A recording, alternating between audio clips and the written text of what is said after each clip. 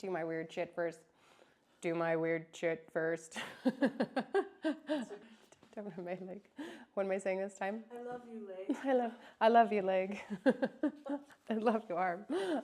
The easiest way to describe it would be when you go into meditation.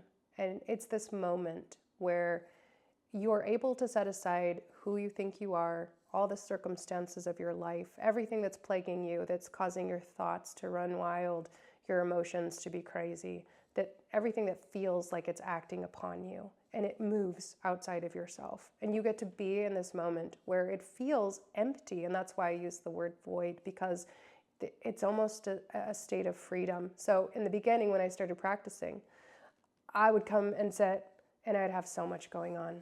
And I would just say, okay, I'm going to release this into the void. And I would just visualize all my shit, going into this like place of nothingness, and it would just melt away. And then I would get to this place of stillness where all of those things that were bothering me and troubling me were no longer attacking me. And I was still. I was at peace. And that's the moment.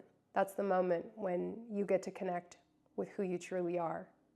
Source, yourself, your divinity, your soul, your higher self, all the different terms apply, but you feel it because it's a place of stillness void of all of the chaos, contention, suffering that we experience from day to day that drives us mad, that drives us to anxiety and sadness and frustration and overwhelm, and steals our happiness and joy. And so the void is a place where we go to release that.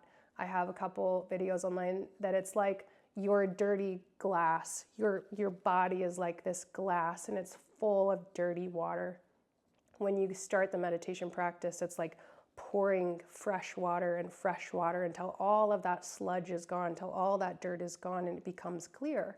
So the void is a place where you become clear. You're clear of all that. And in that clarity, you get to hear your intuition. It speaks very loudly there because there's no other noise. You get to feel the resonance of yourself outside of who you are when you're dealing with circumstances. What does your being actually feel like?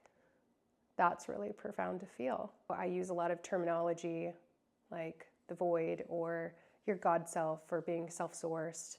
But I want to speak to that a little bit because the method of stillness is a meditation practice to connect into self.